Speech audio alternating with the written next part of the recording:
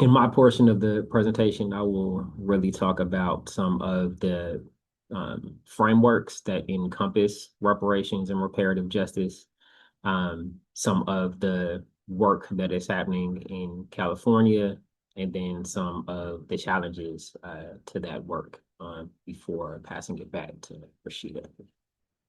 So first, to sort of talk about what reparations is, because different people define it differently, but most of the practitioners who I work with and agree with utilize the UN framework in terms of the principles and the forms of reparations.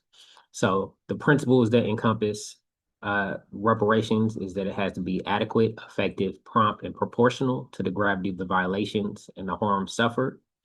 And it has to be comprehensive, which is to cover multiple forms of remedy. So oftentimes you may hear the reparations conversation be somewhat overly simplified to only talk about monetary compensation, which is certainly an aspect of reparations, but it's not the only aspect of reparations because monetary compensation would not be comprehensive enough so as to cover multiple forms of remedy. And when we talk about reparations, we're generally talking about five types, which gets to the point I just made as well. So restitution, which is restoring victims to their original situation. Compensation, of course, which is financial and other measures for quantifiable losses in terms of property damage, economic losses, etc. Rehabilitation, so that could be medical, psychological, legal, social services. Satisfaction, which is symbolic and institutional measures such as apologies, memorials, truth seeking, etc. And then guarantees of non-repetition, which are measures to prevent future violations such as legal reforms, oversight mechanisms, and accountability systems. Next slide, please. And so in California, in 2020, there was a bill, AB 3121, authored by Dr. Shirley Weber, to establish the California Reparations Task Force. The task force was comprised of 9 members, and it was tasked with doing a very comprehensive study to develop proposals for African Americans. And it was also provided with technical and legal support by the California Department of Justice, which is and was an important aspect of that work, having the main sort of law enforcement body in the state to help with research and some of the logistical and technical aspects of the work. Next slide. And so this quote from the Reparations Task Force, I think, really sort of gets at both the comprehensiveness of the work and its main aims. Centuries of exposure to racism has contributed to a serious decline in African American physical and mental health. African Americans die at disproportionately higher rates from preventable health problems. Doctors are more likely to misdiagnose African Americans, leading to disparate outcomes in mental health. African American women face high rates of maternal death and adverse birth outcomes. Even Black women with the highest education attainment have the worst birth outcomes. And this is just like a snapshot, which we'll get into in a second, about how the committee, through the comprehensiveness and the historical depth of the work, really sought to situate specific harms so that those specific harms could then be layered with specific acts of amelioration. And so this quote was pulled from a presentation that I did on reparations in the health space. But as we get through the presentation, you'll see all the various aspects that the task force sought to delve into. And I will continue to do this throughout, but this is my plug for really reading the Reparations Task Force report. It is long, it is comprehensive, but it is important, and I think will be one of the seminal documents moving forward in the work. Next slide, please. So The work of the reparations task force was broken into several component parts. So there was an interim report that was issued on June 1st, 2022. And then there was a final report that was issued June 29th, 2023. And the report, as I said, is extremely comprehensive, but it breaks sort of the history all the way from enslavement to present time into 12 chapters detailing the atrocities. So those were enslavement, racial terror, political disenfranchisement, housing segregation, separate and unequal education, racism in environment and infrastructure, pathologizing the African American family, control of recreative, cultural, and intellectual life, stolen labor and hindered opportunity, an unjust legal system, and mental and physical harm and neglect, which is where that quote I just pulled came from. Next quote, next slide.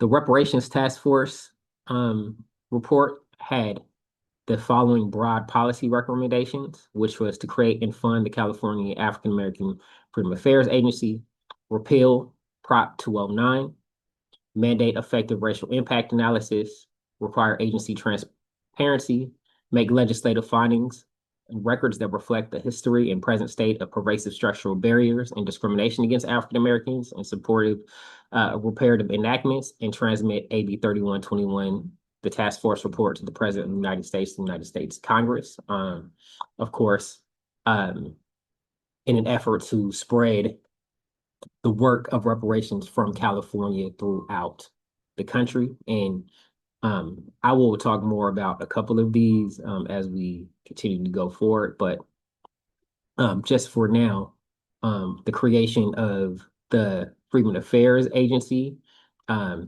is extremely important, and the task force report has it actually have various offices contained within the agency, and that's important because in order to do the work of reparations at a state level or a national level, you need to have something that's embedded in the state that can withstand time, because the work has to be incremental. And so having something that is permanent, a permanent office that will help lead the various components of the work is important. So that was why there was the push for that. I was lucky enough to testify twice before the task force, once as an expert on uh, houselessness and criminalization of poverty, and again, in support of the establishment of the Freedom Affairs Agency. Repealing Prop 209, of course, Prop 209 in California has, in my opinion, artificially limited a lot of racial justice work, because folks tend to um, sort of overestimate the limitations and then act accordingly. There's been a couple of moves to repeal Prop 209, but it's notable that the Reparations Task Force had that be specific as to one of the policy recommendations. Mandating effective racial impact analysis. As the director of legislative advocacy here, I supervise most of the policy advocates and lobbyists on our team. And oftentimes when you're doing work in the Capitol, bills will not have any sort of racial impact analysis. And oftentimes as lawyers, we have to go back and then either fight to get something that was passed. What I see it as well. I thought it was just on my screen, Rasheedah. Um, we oftentimes have to, after something is passed and implemented, then have to get the data about the racialized and economic implications, even though oftentimes we've predicted that before, and then try to unravel something. So having that upfront would be extremely helpful, and would actually decrease a lot of the impact on low-income people and people of color. And then finally, making legislative findings that reflect the history and present state of pervasive structural barriers, I think is also very important and goes along the lines of that racial analysis, because very oftentimes in these conversations, we talk about things like voting rights, like school segregation and other things, as if they were deep in the past. And we don't talk about both how they are currently happening and are still pervasive. And that would also be helpful in making the public and factual case for why reparations is necessary. Next slide, please.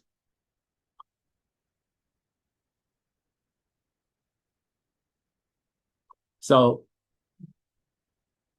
each of the chapters on atrocity then have a subsequent chapter later in the report that has policy recommendations specific to that. So again, I urge everybody to go through and read the report, or at least look at the executive summary and the recommendations, but I'll just highlight a couple of things that I think are important. So here, amending the California Constitution to prohibit involuntary servitude. So, of course, the 13th Amendment abolished slavery except for if you are convicted of a crime. And so that is one of the ways in which slavery persists to this day. The ways in which incarcerated people are forced to utilize their labor is something that persists, much worse in some places than in California, but it's still bad in California nonetheless. And so that is one of the remaining vestiges of slavery that is an ongoing harm because of the disproportionate impact of Black, brown, and people of color in the criminal legal system. So one of the recommendations is to amend the California Constitution.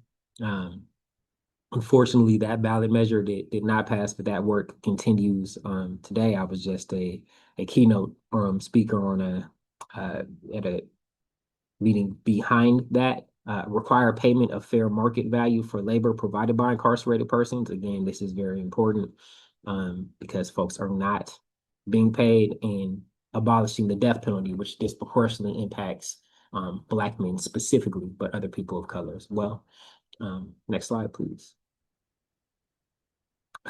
Racial terror, advance the study of intergenerational direct and indirect impacts of racism, which is something that, again, we sort of gloss over, but do not do a lot of due diligence around.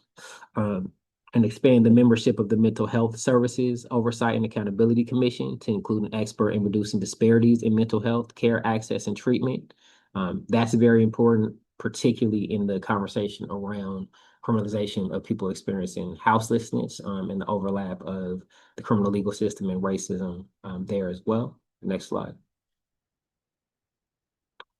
Political disenfranchisement. I would just highlight the district-based voting and independent redistricting commission to safeguard against the dilution of African-American voting blocks, which has become much more pronounced and important now.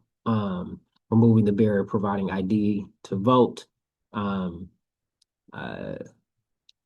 increasing jury participation for persons with felony convictions. A couple of years ago, there was a trial by a jury of your peers act that removed some of those barriers, but some of those still persist, and obviously that disproportionately has racialized impact as well. I'll try to power through these a little faster. Next slide, please. Housing segregation. I know Rasheedah is going to talk a lot about spatial reparations, so I will only highlight collecting data on housing discrimination and provide anti-racism training to workers in the housing field. Obviously, there's all kinds of things that have been happening with regard to the fact that if I, as a Black professional, live amongst other Black professionals, my house is likely to be worth less. There's obviously been the reports about how houses are appraised depending upon who they see the owner is. There's a lot of work to be done there, but as I said, I know that Rasheedah will talk more about the housing aspect piece, so we can go to the next slide. Education. Implement systemic review of school discipline data as that continues to be an issue. Advance the timeline for ethnic studies classes. Adopt a K through 12 Black studies curriculum, which is very important. And improve access to education opportunities for all incarcerated people, again, because of the overlap with the criminal legal system. Next slide. Environment. This also goes along the lines of the spatial reparative justice. So I will only highlight increase trees and redline and descendant communities and develop climate resilient hubs and redline and descendant communities. Next slide, please.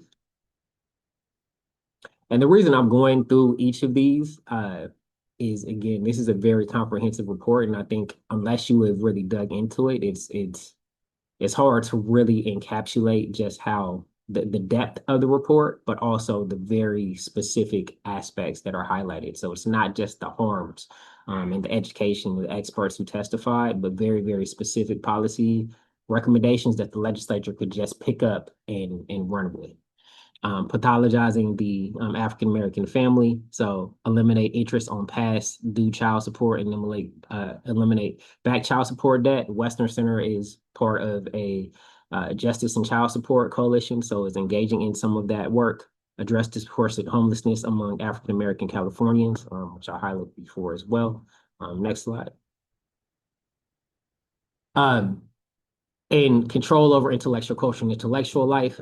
This is important because during the hearings, you heard from pretty prominent Black entertainers in Hollywood and others about the ways in which they've been discriminated and had various intellectual property taken. So providing funding to the proposed California African American Freedmen Affairs Agency, specifically for creative culture and intellectual life, is something I would highlight because, as I said, that agency would be extremely comprehensive in terms of the various offices within the office. Next slide, please. And then finally, unjust legal system. I don't think much needs to be said here, but obviously the criminal legal system continues to be pervasive in its impact on Black Californians. Next slide, please.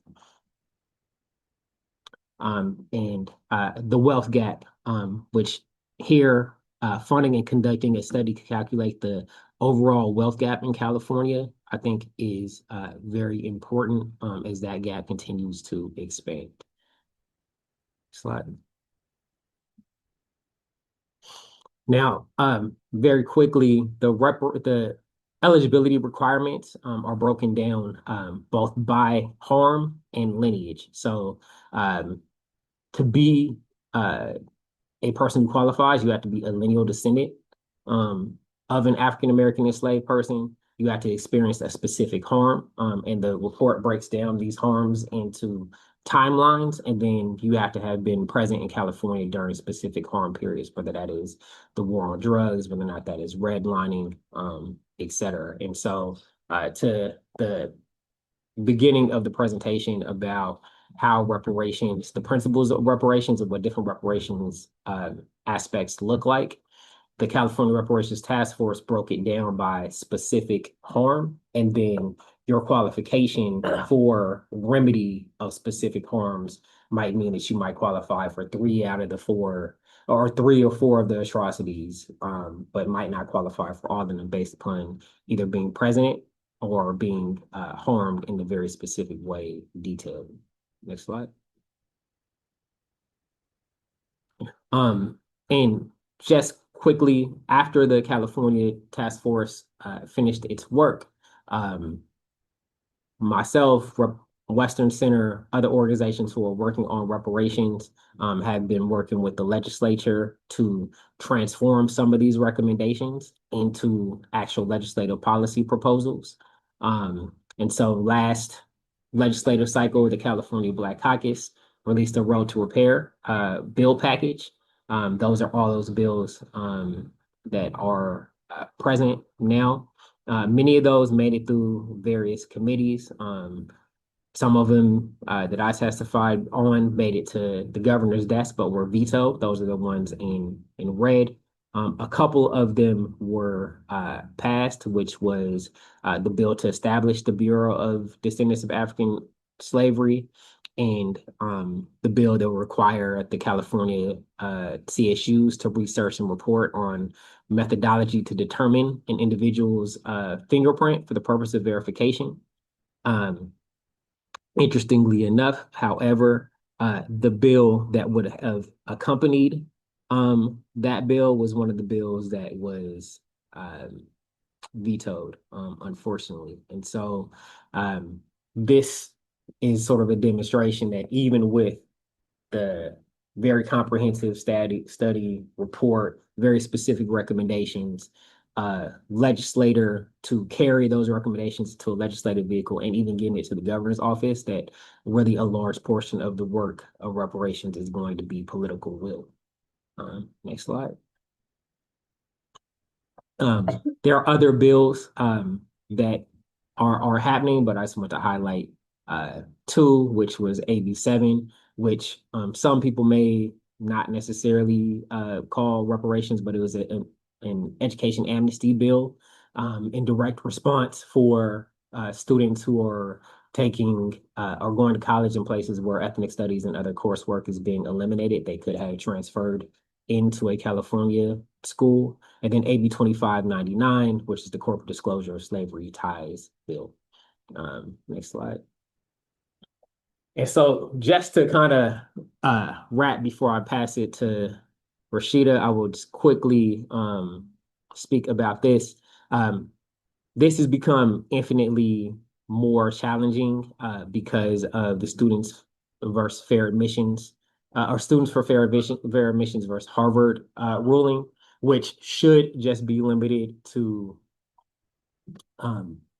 higher admissions, but has since been sort of broadened to attack everything that relates to racial justice work, DEI, reparations, et cetera. And so since that case, you've seen all sorts of lawsuits. You saw the Fears Fund be sued, which was a venture capital firm for women of color. Specifically, you saw the scholarship named after George Floyd sued because it was giving scholarships to Black students. Next slide.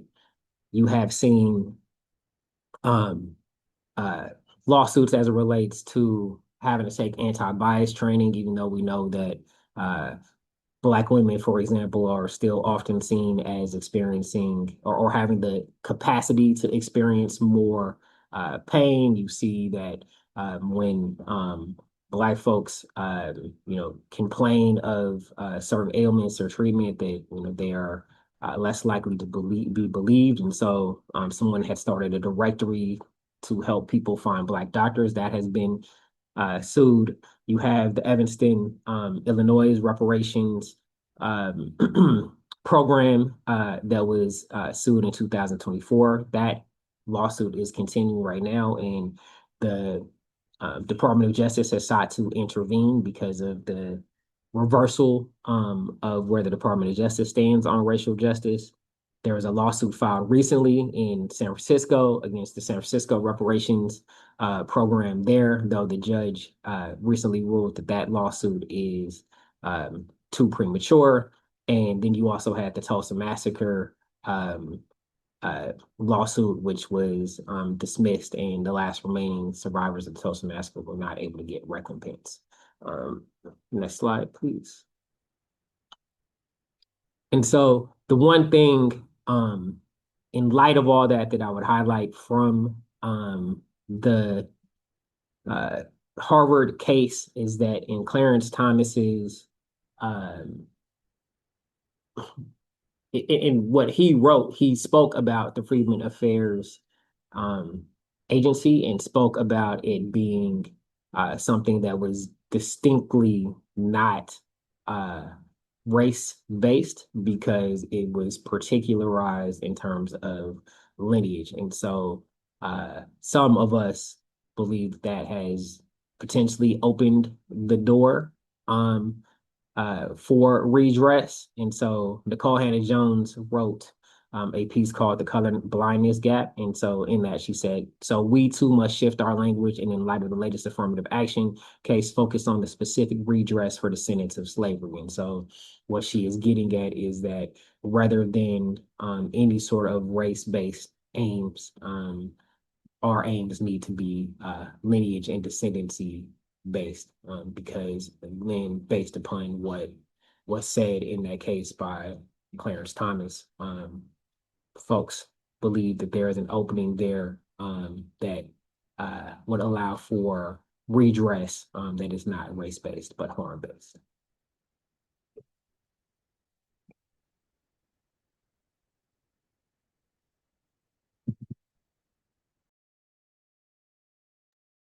And Rasheedah, did you still want to pause here to take any questions? You want to wait and take the questions after your We piece? can, if folks have questions now. I didn't see any questions come up in the chat, so yeah, I guess we can keep it moving, and then yeah, if folks want to drop questions in, we'll have some time at the end. Thanks so much, Brandon. That was extremely thorough, and really appreciate that overview, as well as the definition around what reparations is, what reparative justice is, and what those elements look like. And as Brandon said, we're now going to shift into how these ideas translate, specifically into housing.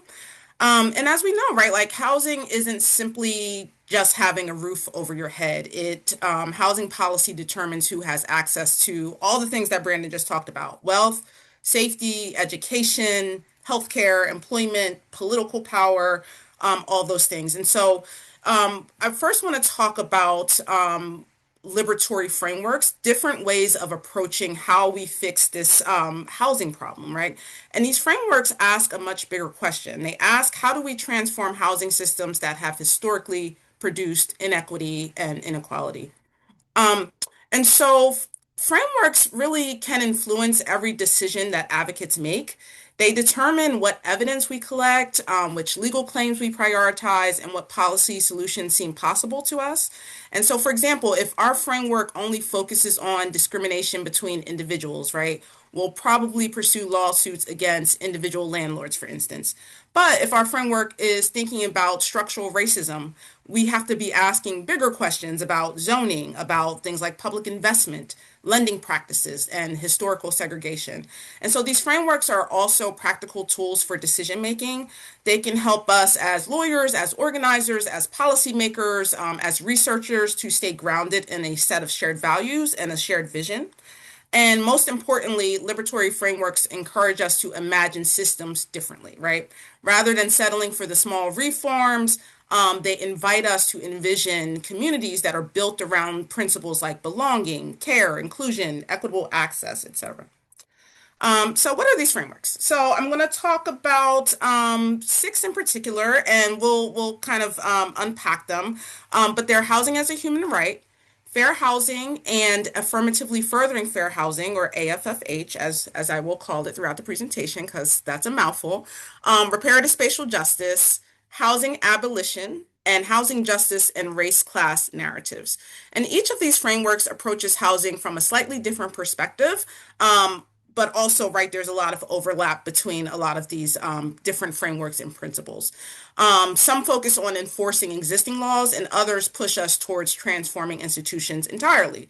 And then together, they can provide some complementary tools for how we advance reparative justice. The first one I'm going to talk about is housing as a human right.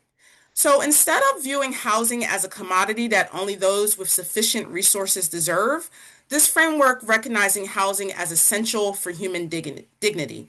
And so international human rights law, right, the UN, the same body that Brandon just described, and that has defined what reparations looks like, it describes adequate housing as more than just shelter. It includes security of tenure, affordability, accessibility, safety, access to services, appropriate location, and cultural adequacy. So that is the elements of housing as a human right, or the human right to housing, that has been defined through international law.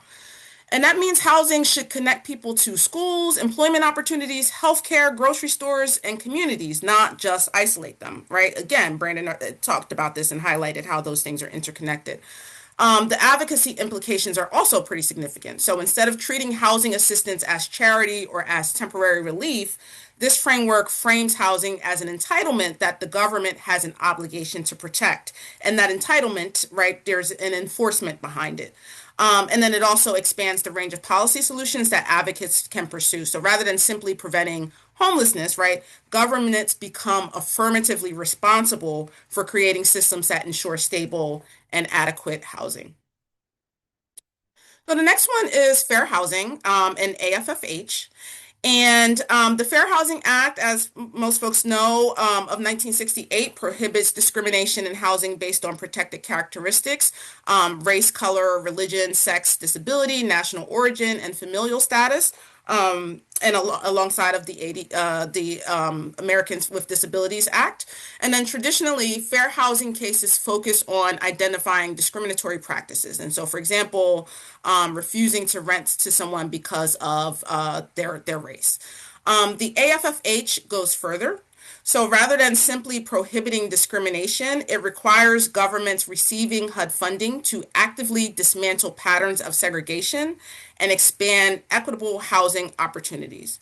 And so that's an important distinction because one framework asks, did discrimination occur, right? And then the other one asks, what responsibilities does the government have to undo historical inequities? And so advocates use tools like disparate impact analysis, assessment of fair housing data, housing equity plans. California, as you all probably know, has its own AFFH rule at the state level. These things are used to demonstrate systemic barriers rather than just focusing on isolated incidents. And then I'm going to talk a little bit about the housing justice narrative and race class narrative framework. As we know, right, policy isn't driven by data alone. It is also driven by stories, by narratives. And so the housing justice narrative, and I'm going to send you all after this session links to all of these different frameworks and some resources around these different frameworks. But the housing justice narrative encourages us to think about home as more than a physical structure, right? So home includes community, belonging, safety, opportunity, all those things I named earlier. And at the same time, the race class narrative emphasizes that racial injustice and economic inequality are deeply intertwined. And so rather than allowing communities to be divided by race, these frameworks, both the housing justice narrative and the race class narrative, build multiracial solidarity around shared struggles with housing, affordability, displacement, economic exclusion, all of the things. And so for advocates, right, through these kinds of frameworks, storytelling can become a form of evidence. And personal experience can help to explain and give context to why data matters, why making certain kinds of policy proposals more persuasive to legislators and the public. And so those are what these frameworks can allow us to do. The next one is housing and land abolition. And this framework may sound somewhat unfamiliar to folks because abolition is often interconnected with prisons and prison abolition. But when we're talking about housing abolition in this context, it refers to dismantling systems that punish people for being poor, for being housing insecure, for being Black, for being a person of color, right? And so examples include policies that deny housing because of criminal history, that deny housing because of eviction records, which is also a form of criminalization, or other punitive screening practices. It also looks like over-policing in public housing, right? Over-policing that tends to impact Black women in particular, right? In terms of facing eviction or facing exclusion from housing. And then, right, policies that also tend to increasingly lock up both Black men and Black women for things that are happening on public housing sites. I'm from Philadelphia, where the Philadelphia Housing Authority had one of the biggest police forces, pretty much private police force in the state, right? So these are forms of criminalization of housing. And so we ask the question here, right? Does this policy criminalize poverty?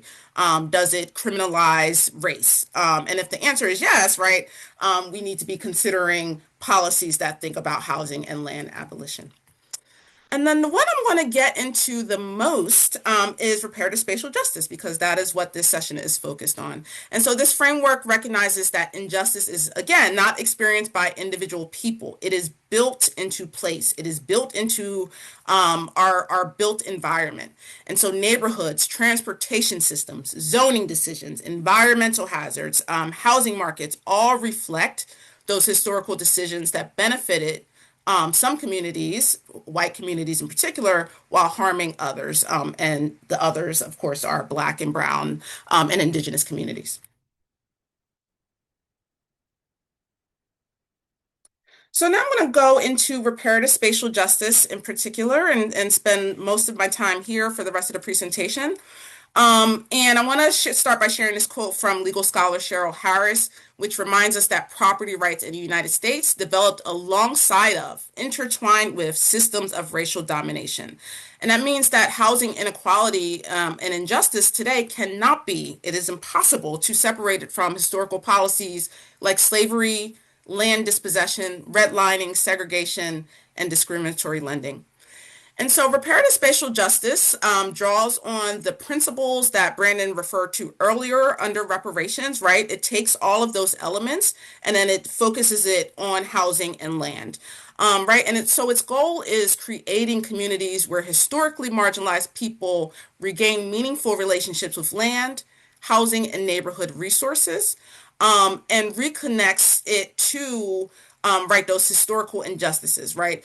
Often, having been a housing policy advocate for a decade plus now, right, we disconnect and sometimes we have to disconnect that past and that deeper history from the work that we have to do. If I'm an eviction attorney, right, which I was for many years, I can't bring historical context into every eviction case that I'm presenting, right, or that I'm defending. But in the policy reform in other places, right, we can bring in those histories, connect them to the present, and then prevent them from recurring in the future. And so it is really about imagining entirely different futures for ourselves. Um, Reparative spatial justice attempts to move beyond the logics of possession, right? There's ownership and then there's possession. Um, And traditional property law emphasizes exclusion, right? Property law is all about the right to keep others out. And so reparative justice has to ask a different kind of question. Rather than responding to dispossession simply by creating new owners, right? Like now everybody's a property owner and we're just reifying those dynamics. How can we create systems that are based on things like belonging, stewardship, shared responsibility, and community well-being? How do we repair so that we may reshape? And how do we stake a different kind of claim? How do we move from ownership and exclusion to belonging and responsibility? And so there are some key frameworks for reparative spatial justice. Again, going to send you a bunch of resources about this. It is a very complex movement and space and field. But there's a lot of different frameworks that people approach that are complementary to reparative spatial justice. And so economic justice, focusing on restoring wealth and opportunity. Reparative urban planning, which redesigns planning processes so communities most impacted by displacement shape future development. Talked about the abolitionist approach a little bit, which questions whether housing should function primarily as a market commodity. Then we have indigenous land sovereignty movements, which emphasize rematriation, returning control of land to indigenous communities. And then finally, these sort of community ownership and land trust models that create collective governance models and that preserve affordability while preventing displacement. And I want to say, right, like that, these are not to the exclusion of traditional ownership models, right, that also have been kept from and Black and Brown communities have been excluded from. But again, it contemplates alternatives and other ways of approaching the issue of racial capitalism that's so embedded in our property regime. And so ultimately, these goals are twofold. First, reducing the racial wealth gap by changing how housing wealth is created and distributed. And then second, decommodifying housing, right? Viewing housing less as an investment vehicle and more as a foundation for individual, family, and community well-being. So there's lots of examples out there that illustrate what reparative spatial justice looks like in practice. I'm excited to share that I've worked with many of these land trusts around different kinds of policies and approaches to their community being able to thrive. So community land trusts such as Africatown, Oak Community Land Trust, Philly Community Land Trust, Segorte Land Trust. They permanently preserve affordable housing through community-based ownership and land stewardship. And these land trusts are also very specifically focused on repair, right? And that is how they approach their policies and everything that they do.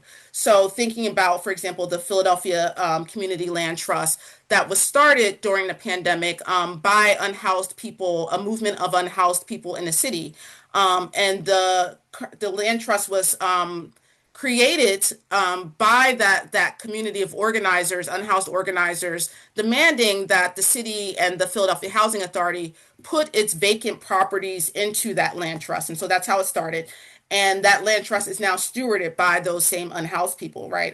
Or formerly unhoused people, and some who still are unhoused, right? And so that informs everything about how they approach things like admissions, things like tenant screening, those sorts of things, and taking reparative and abolitionist approaches to how they do that.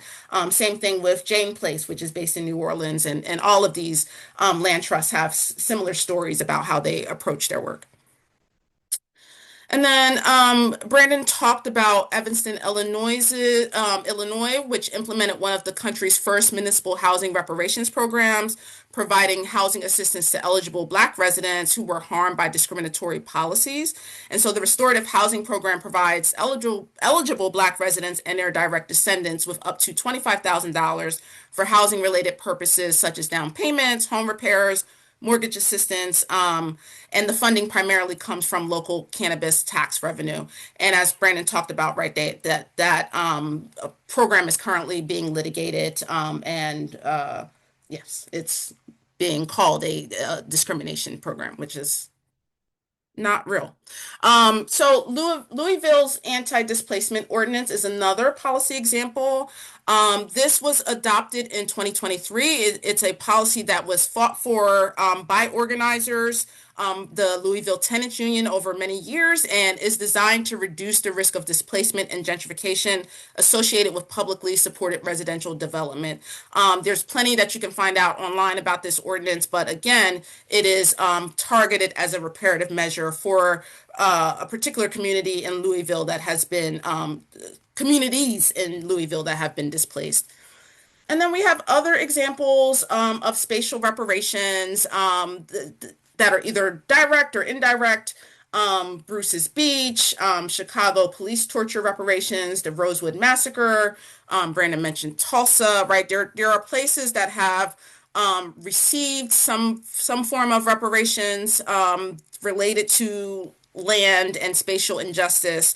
But some of those, right, there's arguments about whether they meet the definition of reparations, whether, for example, one of the pieces of reparations is non-reoccurrence, right? Like these things should not continue to reoccur.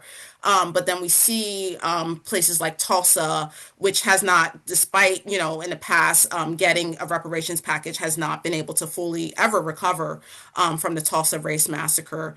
And so all these initiatives differ.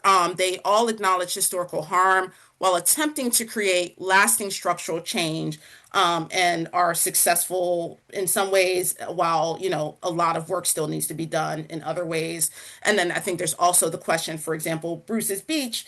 Does it, there's questions about, does it count if the reparations is only targeted at one family in particular, right, versus a systemic harm, right? Like these are all questions and debates that are, I think, really healthy debates that we should be having as part of this, because once we do achieve reparations full scale, right, like we're going to have to tangle with these questions. And it's great that the California Reparations Task Force, as described by Brandon, has already started to tackle some of these and is setting a huge example for other places and how other places can approach these questions locally. I want to direct you all to the Spatial Futures Initiative, which is an initiative that I created in my previous job at PolicyLink, which provides a database and some documentation and some resources for reparative spatial justice initiatives and programs and things happening. We will also send this as follow-up materials. On that same website, there are a few publications that I put out with my previous team at PolicyLink. One is called Grounding Justice, which talks about, both the need for reparative spatial justice, the frameworks that I highlighted, and then sort of includes some actionable and evidence-based recommendations for practitioners and researchers. And then we also put out a publication called Repairing Roots, which is focused specifically on historic Black towns that are continuing to undergo disinvestment, environmental injustice, displacement, etc., and how we can fortify and support those communities. And then this is a spectrum of community engagement from sort of thinking about equity to thinking about reparative spatial justice. I will also share this. I'm not going to have time to get too much into it today, but it's really like thinking about how we move the scale, how we go from awareness and consultation with communities to co-creation to co-governance to all the way up to reparative justice and then, sort of radical engagement. So this is a spectrum, and depending on who you are, where you sit, what kind of organization you're with, what kind of work you do, right? Like you may fall in one part of the spectrum, right? But there's other ways to tap into other parts of the spectrum that support reparative justice and support radical engagement with communities that are trying to rebuild. All right, so the last part of my presentation, whoa, time is really moving, is about race-based housing policy and litigation campaigns. I want to try to go through this as quickly as possible. But again, you will get all of these slides, and as I always offer, if you all would like a follow-up conversation, please let us know. We're happy, there's so much we can get into. We're happy to set something up. So this final section focuses on implementation. The question is no longer what reparative housing justice means, but how do advocates actually translate these frameworks into legal and policy strategies? And so this table demonstrates that each framework naturally connects to different advocacy tools. So for example, fair housing supports disparate impact litigation.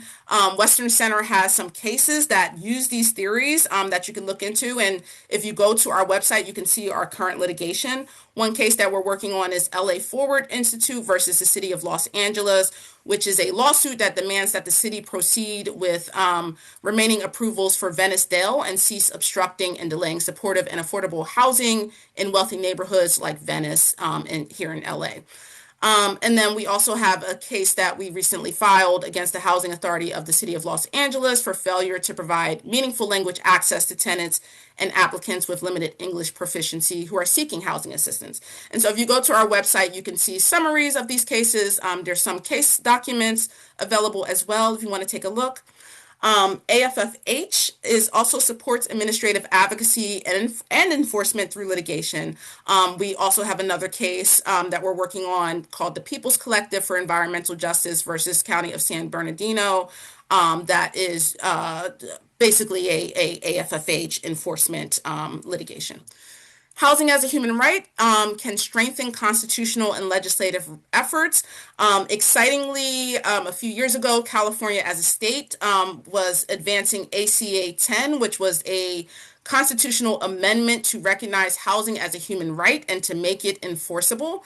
It failed, unfortunately, but I have a sense that those efforts will return at some point. Western Center worked a lot on that as well with folks like ACLU and Housing Now and other housing justice organizations across the state. And then reparative spatial justice supports land use reform. We already gave some examples about anti-displacement legislation, land back initiatives, and then housing justice narrative can be used to strengthen coalition building, legislative testimony, and public education. And the important takeaway is that these frameworks are not abstract ideas. They directly shape advocacy strategy. Here are some examples. Again, I'm going to just go through these quickly so we can leave a few minutes for any questions that folks may have. But this slide really highlights three pillars of successful advocacy. This is not exhaustive, obviously, but the first is policy strategy, right? So thinking about, or I'm sorry, the first is racial justice policy campaign considerations, right? So making sure if you are pursuing one of these kinds of campaigns, or if your policy campaign or litigation strategy is meant to advance racial justice, it has to actively engage Black people, right? It can't be done in spite of or on behalf of. It has to actively engage them. Reveal racial inequities, focus on systemic change, advance positive racial impacts, expand public awareness of systemic racism and narrative shifting, as well as a part of the consideration. Um, and then one thing I want to emphasize is around research and building the record. And so again, thinking about how we can use research to tell the story, to tell the narrative, and to build the record around racial inequities in particular. And so looking at research, national trends, data from assessments of fair housing, which is the one of the previous names of what came out of an affirmatively furthering fair housing assessment, using things like focus groups, meetings with tenant organizers, tenant story forums. I have lots of different stories about how I've utilized all of these things in working on racial justice advocacy campaigns.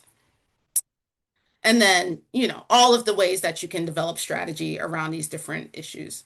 So here's some examples I will not have time to get into, but this is from my work in Philadelphia around strengthening the tenant protection landscape, working directly with impacted people, organizers, elevating racial inequity, elevating narrative around race as a part of these campaigns, which in turn, I believe, made them more sustainable and more successful. The fact that we were able to leverage media to talk about this. And I want to also say that media is very different from narrative specifically, right? Like narrative is that deeper story that we're telling, but they intertwine. And so being able to advance a narrative through media, through communications was something that we were able to do that resulted in a much stronger landscape where we were able to enact things like right to counsel for tenants, just cause eviction protections, and a policy called the Renters Access Act, which is about tenant screening and how eviction records are used in the space of in the span of I would say under a decade, about 5 years, between 5 and 10 years, all told, right? But these campaigns also use things like litigation. And so using both discrimination, affirmative lawsuits, as well as defensive lawsuits in eviction court as well. So, right, connecting all of these different things to implement broader structural change, we were able to do that. All right, so that is it. Let me see if we have any questions.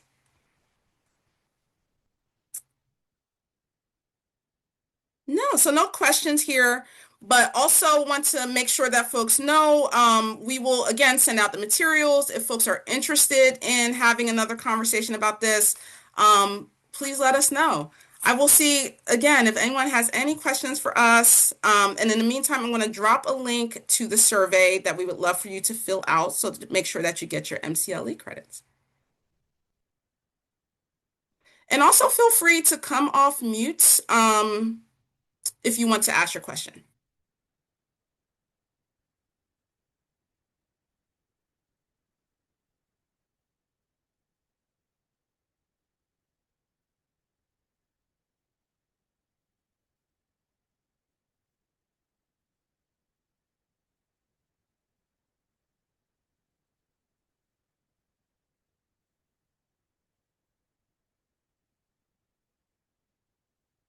All right, no questions. If folks can't stick around while I look for that link to the survey, we will definitely mail it out to you afterwards, and we'll send you the materials, we'll send you the slides, etc., and a bunch of different resources and links to check out and get more information. Thank you so much for attending. Have a great rest of the week.